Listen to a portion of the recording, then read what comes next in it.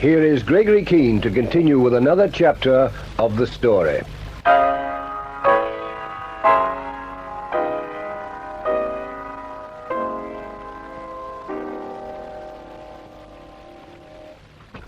After 3 weeks and a day of continuous activity, the main problem in this violent and deadly affair of the Nightshade ring remains the same. What became of Professor Bruno Walter Kesselring? And if he's alive, where is he now? Well, I'm no closer to the answer to that one than I was after the first 24 hours when I stood in a dark alley with Manuel Torres dying at my feet. When I listened to him whisper, "Search for the deadly Nightshade." Well, I found that. I found Felix Huberman and Carlotta Magnani. But at this moment, with Nicholas Barnes dead in Hong Kong, we're at a stalemate once again. We thought we had Huberman trapped with his drug runners, but they slipped through our fingers when they were warned about Tom Cutts, the man we had in the ring as Tom Fenner. I thought I had them when I waited in the house at Bolton Street. But it was a case of the devil looking after his own, and we were left flat-footed once again. So now I rack my brains up here in the penthouse of the Cunningham Towers, with Cutts and Sherry Reed and Inspector Murray, without an inkling of our next move, or a solitary notion of where to turn next, or when. I shouldn't be so down in the mouth about it, Keene. Something will turn up, you watch. Look, Murray, we know who they are, where they are, what they're doing, and how they do it. But so help me, we can't lift a finger. Don't have to tell me. You should hear my seniors on the subject. What I can't get over is Nick Barnes. Surely the fellow knew perfectly well they couldn't afford to let him live. Why the deuce didn't he protect himself in some way? How could he? If he was the chap who actually strangled Evelyn Channel. They had him tied hand and foot. He could do nothing but carry out his orders and hope for the best. Well, I was certain they'd at least let him get back to Australia before they rubbed him out.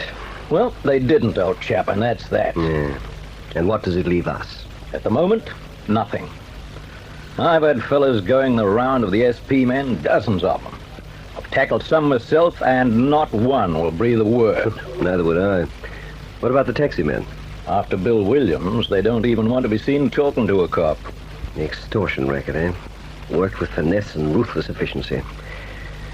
And somewhere behind it, Bruno Kesselring. Now Barnes is gone, and the fellow hadn't the sense to leave something behind him. He didn't even have the wit to revenge himself on Felix Huberman if they cut him down in Hong Kong. And here we are, left without a feather to fly with. Who said crime doesn't pay?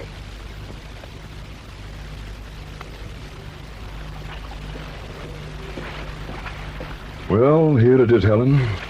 One large brown manila envelope sealed with red wax addressed to Major G.G.A. Keene, care of Miss Sherry Reed, Cunningham Towers, Victoria Road, Point Elizabeth. And there was no Nicholas Barnes on the plane that arrived from Hong Kong. I stepped out of line just once before. If I do this and it gets around, I could be struck off the rolls. Listen to me, Bernie Mendel. I've a hunch about that letter. And you took the risk of being struck off once before, so why not again? Before, baby, I was in a jam and I needed the money. Badly. This time I could be taking a risk for sweet nothing. What risk? Would I be likely to give you away? But why are you so keen to see what's inside? What if it told us something? There might be ways we can use it. Blackmail? Would you say no to some hush money? If it was safe, then there was plenty of it? If it was safe. What do you make? What will you ever make? Say 3,000 quid a year if you do well in the next 10 years. And what can you save out of 60 quid a week after you've paid your rent and your taxes? I want to go a long way, Bernie. And I'd just as soon go with you. So make every post a winning post, including that letter to G.G.A. Keene. But for Pete's sake, Helen, what if there's nothing in the darn thing? I'll type you another envelope and post it for you in the morning. What have we got to lose? No, nothing doing. Let's play safe and leave it alone. Bernie, I've done a lot for you, in the firm and out of it. I can do a lot more if I'm given a chance. And since you juggled the Woodbine Trust, I've had you there, right there under one thumb. So what do you say we cut this short? I want to see what Barnes put in that letter. I'm being told? That's right, Bernie, you're being told. Okay, baby, there it is. Open it yourself.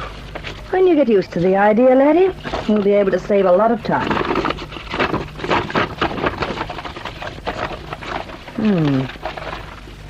And the envelope was typed, but this is in his own writing. Let's have a look. dated the 17th of last month. That was the day before he left. Well, come around here. Don't you want to read it? I'll listen.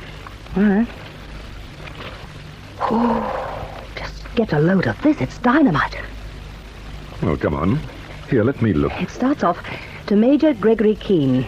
I, Nicholas Mariner Barnes, being in my right mind and in full possession of my faculties, make the following statement, and I swear it to be the whole truth of my activities with Felix Huberman and Carlotta Magnani and the criminal organization they control under the name of the NightShade Ring, as far as it is known to me. A NightShade Ring? You ever heard of it?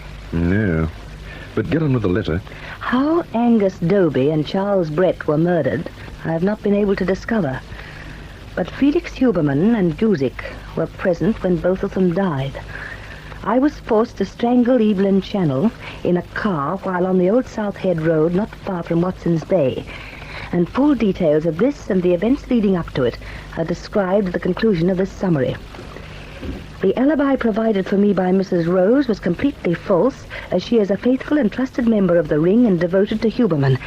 Listen, Bernie, who's this Felix Huberman? I've heard of him, but this stuff's altogether too much to believe. I don't care who he is, I believe it. Wait for some more. From drug smuggling, extortion, and other sources, I believe the Ring to have earned something like £1 million in the last 2 years. Much of this money is kept in a safe at the North Shore house of Carlotta Magnani, but some of it they have converted to other currencies which are held to their credit in foreign banks overseas. While I am able to furnish positive evidence of no single crime other than the murder of Evelyn Channel, Huberman and Magnani between them have contrived the deaths of at least 8 other people since the NightShade gang was formed, and this I know to be a fact. If either of these two are ever to be convicted, Carlotta Magnani's records must be found. I do not know where they are kept, but she documents every detail of the gang's activity, not only for her own satisfaction, but to keep its members in absolute subjection to her. This applies even to Huberman himself, and apart from her own records, there is nothing whatever to connect her with the Ring or its operation.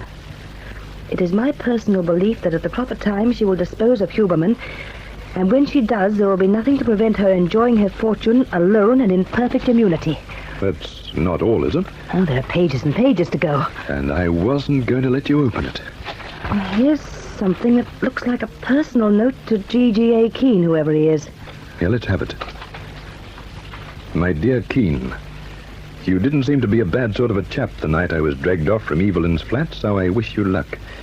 I really hadn't a chance. Between you and Huberman, I hadn't a hope. If I hadn't strangled Evelyn, they were going to hand me over to Mike Guzik. And I couldn't run to you or the police, or I'd have had to swing for something else that happened years ago in London. How they knew about it, I'll never find out now, but they did, and I wasn't fooled. I'm done for, and there's nothing I can do about it but this. But I'd like you to believe that Evelyn Channel was too much even for me. Get Huberman, will you? But above all, get Carlotta Magnani and nail her to a tree. There can't have been another like her since the Borgias. So watch yourself all the way. Good hunting, Barnes. What are we getting mixed up in, Bernie? I'm not getting mixed up in anything. What are you going to do? What am I going to do? I'm going to burn this stuff here and now and forget I ever heard of Felix Huberman, or Carlotta Magnani, or the NightShade Ring. I want to stay alive. So do I, and I'm going to. Then pass over that lighter. I've never seen this letter. You're not setting fire to a thing, Bernie. Have some sense, girl. Don't you know £100,000 when it stares you in the face? Can't you read? I can read, and I just read about £1 million sitting in a house out in the North Shore. I don't want any part of it. But you're going to get a big part of it. Helen, there are safer ways of getting dough than this. I never in my life read anything that rang truer than the document you're holding right now. Put a match to it and let someone else stick their neck out. No. An opportunity like this doesn't knock twice, not for me. And I'm not going to throw it away because you're yellow. We can protect ourselves 20 ways. We can cut ourselves in for enough of that $1 million to set us up for life. And we can make this NightShade gang glad to pay it. But the stuff's no good as it stands. It's not evidence that'll stand up in court for 5 minutes. Huberman only has to call it fiction. Who do you think you're fooling, Bernie? One day, Helen, you're going to push me too far. All right, suppose we go for the blackmail. How do you want me to go about it? What do you want me to do? Look up Felix Huberman in the book. Get him on the phone. And then, Bernie, tell him exactly what I say.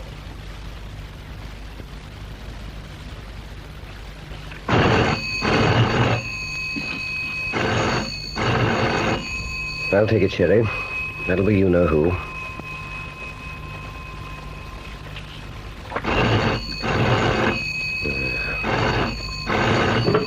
This is Gregory Keene.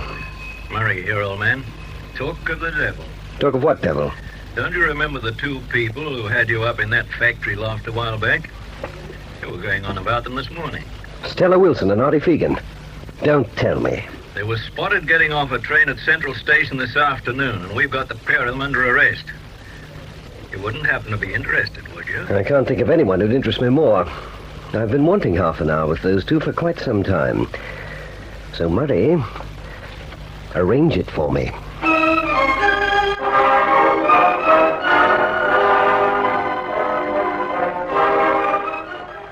Stella Wilson wanted to know what became of her Sammy Rice, and she didn't care what she did to find out or to whom. So she won't be able to complain when I make use of her against the NightShade ring. And if she's a girl who dreams dreams, let her keep her eyes open wide. Because there's a nightmare on the way for her. Now.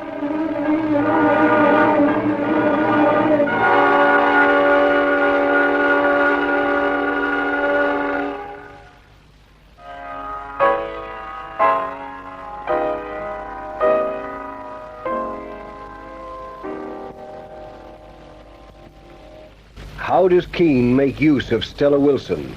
Listen for the next chapter in this story of intrigue, Deadly Nightshade.